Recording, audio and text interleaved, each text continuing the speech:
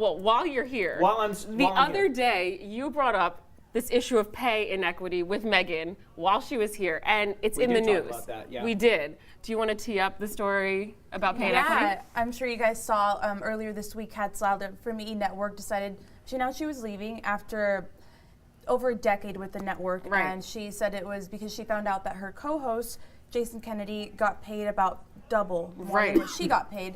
So a lot of people have been kind of saying mean things to Jason, just kind of, he's been getting like, how is he getting so much more money? Right. Whoa. When can I jump in on that? But go ahead. No, keep go going. for it. Do it. It's been all over social media, so I'm sure a lot of people The new know hook what's going today, on. though, is that His wife Jason Kennedy was making 3 times less than Juliana Rancic, who was on the show not that long ago. So is there an issue of pay inequity at E! There definitely is one in the nation, and you brought it up the other day. So how do you feel about it? Well, for Jason and his agent, if you negotiate a nice contract, good for you. Yeah. Right. That's awesome. What are you supposed to do in negotiations? Hey, I know there's some other people, down the line here that I'm not taking the money. No. Nobody's gonna say that. You in any line of work, you get what you get. And then the next person down the line gets what they get. And they try everybody. But if it's an issue where we're all doing the same jobs here, and you're making more and I'm making less, or the other way around, then you've got a beef. And I think now for Jason, had he been on that show a lot longer, was he the main focus of the show, then he's going to be paid more. He was a permanent anchor, and she didn't have that title, I guess. She just kind of did it. She filled in, but she wasn't officially named permanent host. Yeah, well, maybe she played a card a little sooner than maybe she could have. Right. And sometimes, and I will tell you, it's very common in our business where you kind of feel disrespected, you get your back up. And I've seen a lot of people who have done that, and they walk out the door. I am not going to be disrespected like that. And you know what happens when you walk out the door? Your paycheck is going to zero. And the only person you have screwed is yourself. Yeah. Sometimes you just gotta go home, you gotta sit down with your family, you gotta open up a bottle of wine, and you gotta let it out, and you gotta talk it out, and you're like, okay, maybe I'm being disrespected. However, I'm being paid X, which is half of his, but my X is still pretty good, my X amount of dollars.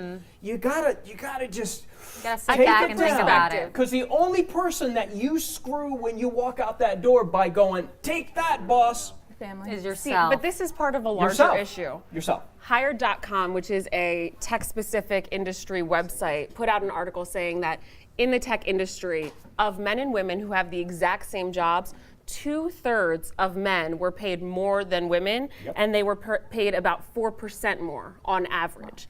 But it's not just the tech industry. It's everywhere. It's everywhere. And so I'm glad that she came out and she spoke up, because we get to talk about it again. Very brave. Hillary Clinton talked about it all the time. That glass ceiling is there. How do we break it? It's conversations like these, just like we're doing with all the sexual assault allegations.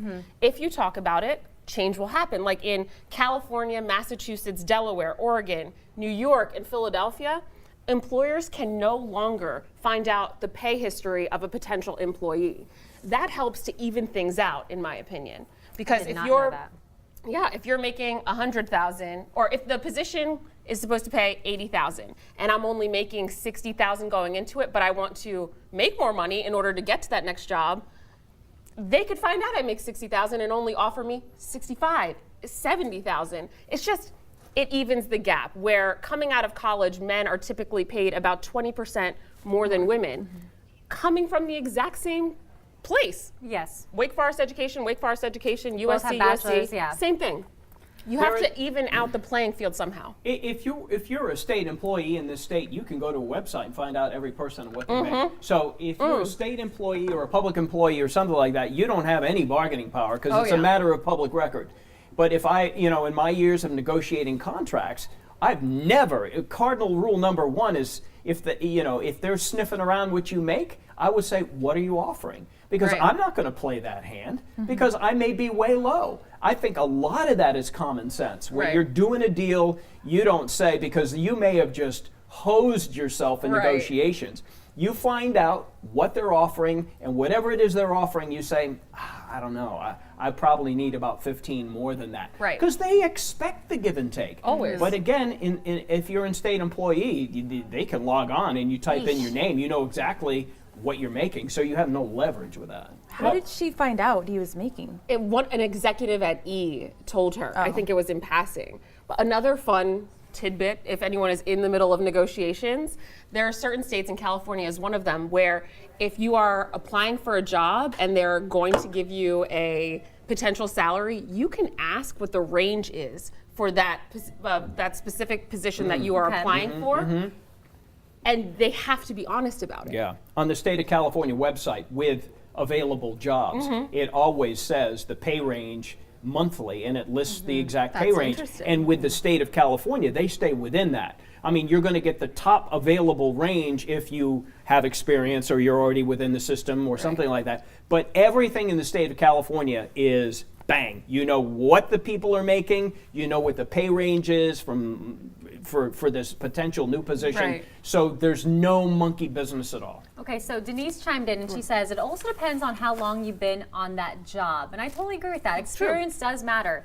Now, there are situations where you're like, well, I've been in this business for 10 years. This person's been in the business for 5 years. Right. You don't know what they're looking at. You don't know how much money has been allocated for that position that that person's applying for. You don't know what other jobs have been moved around so that they have more money for this new position. So it's one of those things where you just never know, and if you want the job bad enough, you are going to take it. And I mean, for Kat Sadler, she's standing by her guns. She's not going to take that, and hopefully something good comes out of it, but I don't know if this is the kind of like limelight you want when you're complaining about pay. So she's very good at her job. I Yes, think it was about a exactly. year ago they launched Daily Pop. I Yeah, think that's what just it's this called. year, actually. Just this year. And so the expectations for her job have increased. She not only is one of the main anchors at night, but she's doing this daily talk show. 2-hour show, yeah. 2-hour show. So she's saying, Jason isn't contributing in that way. Why wasn't I given more money? Now, to Walt's credit, you need to talk to your agent. yeah. Like, you have to talk to your agent about this. But It's for people, it's common sense, even if I'm working at a hardware store and I'm Right. going to the other hardware store down the street, and they say, "Well, what are you making?" If you give away your probable low income, they're going to they maybe were going to offer you more. Right. Again, that goes to common sense with anything. But to get back to y'all's original point, which I think is true, if you and I have the exact same experience doing the exact same thing, traditionally the man is going to make, fill in the percentage, more, Right. and it's been that way forever. And that is true. I don't think anyone can argue that, and then that it's not fair, because it all goes back to stay-at-home mom, Okay. and the guy is the provider of the family, Okay. and he's going to make X. Now women are in the workforce as much as men, but it's only been within the last 25, 30 years, and women are fighting to make up that ground. Right. But that ground was always the Leave It to Beaver family, where dad came home with a suit and mom had his cocktail ready, and she was in charge of looking great when he came Right. home, and that's what you guys are trying to make up, and it's hard. See, well, my problem there is that the value of what women were doing at home, raising families, Sure. wasn't Right. enough. Right. And that's not okay. And now I think we that's have changed. the problems I that think we have that's in changed. society. I think the It's value changing. the value of the stay-at-home mom has everybody. I think it's not like the roast is ready every night when dad comes home. Right. Mom's running around. She's doing stuff with the kids. She's doing homework. She's taking care of the house. She's shopping. She's doing it probably volunteering. She Right. may be doing something part-time. Not that I don't hear all these stories when I get home. But I think it's true. I think more and more everybody realizes what that monetary value is that the stay-at-home mom is worth. Agreed. But that's during the time, maybe in the 1950s, even when women were looked at in a completely different way and were objectified in a completely different way. But you have women in pageants these days who still go on that stage, still stand for what it is to be a woman, and yet they're broken down every day. Winners of Miss America are being degraded by the CEO. Like Body who are men. Who are men? Who are men. So that brings us, nice segue by the way, into our next topic. Yeah, so, I wondered where this was going. Yeah. Whoa, what? Moving on. Okay, so back in August 2014, the CEO of the Miss America organization, Sam Haskell, sent an email to the lead writer of the Miss America pageant telecast, and his name is Louis Friedman. So he wanted just some word changed. Instead of calling them Forever Miss Americas, he wanted to call them Former Miss Americas. Totally fine. So that's totally fine. Just changing the word, changing the phrase, that's fine. Changing the title. Friedman replied, I already changed Forever's to cunts. Does that work for you? So this was an email exchange between two males talking about females. And then Haskell shortly replied, and he said, perfect, bah, ha, ha, ha, ha. So it's one of these things where men behind closed doors, which they probably thought it was, this was a private email that somehow got leaked. This is all according to the 2 years of emails. Yeah, 2 years of emails where men are talking about women who are in these pageants, about their body, about did they sleep with them? So all these different things are coming to light. And the other story is Gretchen Carlson. So she also came forward, and she had, I believe, not a tell-all book, but just her experience on it. And she was just mentioning that there are a lot of things that happened, but for every person, it's different. She was crowned Miss America in 1989. Right.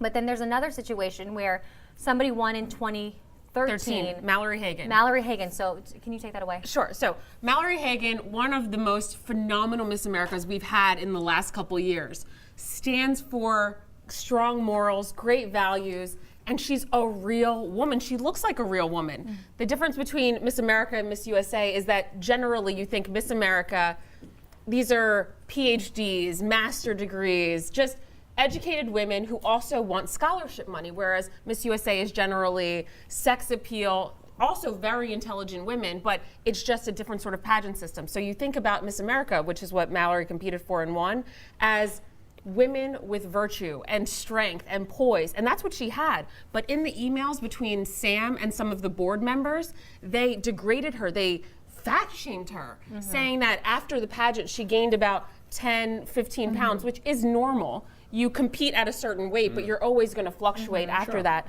Yes. Just destroying her in these emails and then sex shaming her. By Sam Haskett wanted one of his right-hand men on his private side. Oh, that sounds strange.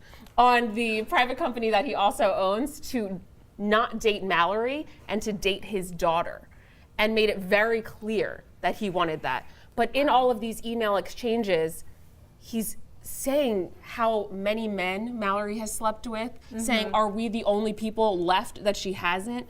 Just degrading her. So basically what you're saying, okay, so Haskell forwarded an email to Friedman saying, quote, not a single day passes that I'm not told some horrible story about Mallory, end quote. Right.